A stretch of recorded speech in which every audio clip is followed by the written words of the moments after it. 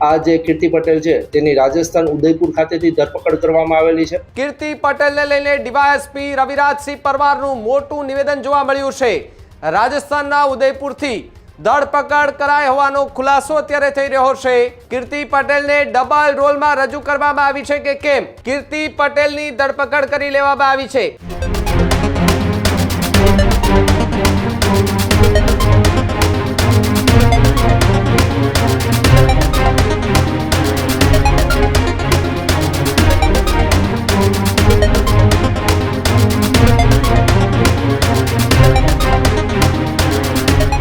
તરફ સમાચારોમાં આગળ વાત જૂનાગઢની કરીએ તો જૂનાગઢમાં ચર્ચિત કેસ કીર્તિ પટેલને લઈને સૌથી મોટા સમાચાર અત્યારે સામે આવી રહ્યા છે। કીર્તિ પટેલને લઈને ડીવાયએસપી રવિરાજસિંહ પરમારનું મોટું નિવેદન જોવા મળ્યું છે। રાજસ્થાનના ઉદયપુરથી ધરપકડ કરાઈ હોવાનો ખુલાસો અત્યારે થઈ રહ્યો છે। 5 દિવસના રિમાન્ડ માંગવામાં આવશે તેવી પણ વાત જોવા મળી। તપાસના ભાગરૂપે કીર્તિ પટેલની સહમતિથી એ સહમતિ આપવામાં આવી। હજુ 4 આરોપીઓની શોધખોળ શરૂ કરવામાં આવી છે। 20 લાખની ખંડણી માંગવાના કેસમાં ધરપકડ કરવામાં આવી છે। અફઝલ સીડા નામના વ્યક્તિ પાસે ખંડણી માંગવાનો આરોપ જે છે તે કીર્તિ પટેલ પર લાગ્યો છે। કીર્તિ પટેલને ડબલ રોલમાં રજૂ કરવામાં આવી છે કે કેમ તેને લઈને પણ એક સવાલ જે છે તે અહીંયા ઊભો થઈ રહ્યો છે।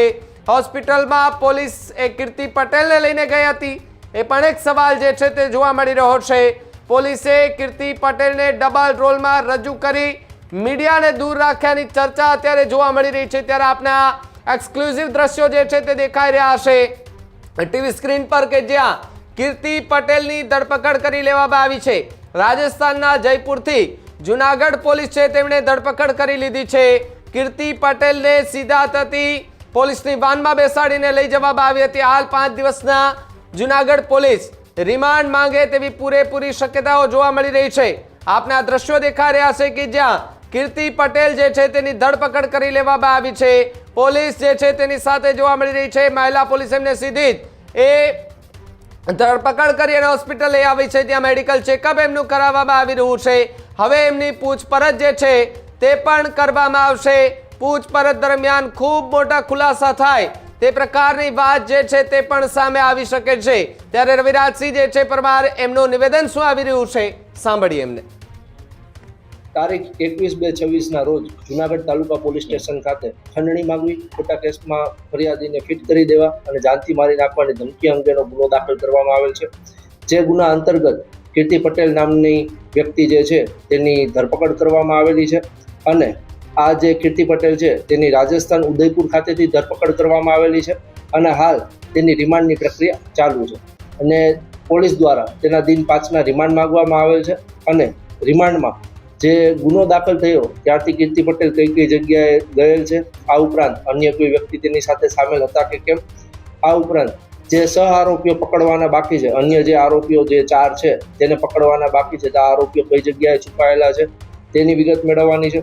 આ ઉપરાંત જે 20 લાખની ખંડણી માંગેલી હતી તો તે પૈકી ફરિયાદીએ કોઈ રકમ આપેલ છે કે કેમ અને આ બાબતની સઘન તપાસ માટે દિન 5ના રિમાન્ડ માંગવામાં આવેલ છે। ખાસ કરીને કીર્તિ પટેલને મીડિયાથી દૂર રાખવા પાછળનું કારણ શું? કારણ હોસ્પિટલમાં પણ પાછલા ભાગેથી કીર્તિ પટેલને લઈ જવામાં આવ્યું। હાલ જે પોલીસ પ્રોસિજર છે તે રીતે તેને અટક કરવાથી માંડીને જે ન્યાયિક પ્રક્રિયા અંતર્ગત કોર્ટમાં રજૂ કરવાની હોય છે તે પ્રક્રિયા સઘન રીતે અને ઝડપી પૂર્ણ થાય તે અંતર્ગત આ કાર્યવાહી હાથ ધરવામાં આવેલી હતી। સર, ખાસ કીર્તિ પટેલને દુપટ્ટો ઢાંકીને લઈ જવામાં આવે છે ને શું પોલીસ એને સલામતી આપે છે કે છોડી દે છે? હાલ કીર્તિ પટેલે પોતે સહમતિ આપેલ હોય કે આ જે ગુનો બનેલ છે તે ધાર્મિક લાગણી દુભાયેલો હોય અને અન્ય કોઈ વ્યક્તિ કે તેના ઉપર કોઈ એની જે જાનને જોખમ હોય, અન્ય કોઈ બનાવ ના બને તે હેતુસર તેનું જે મુખ છે તે ઢાંકેલ રાખવામાં આવે છે।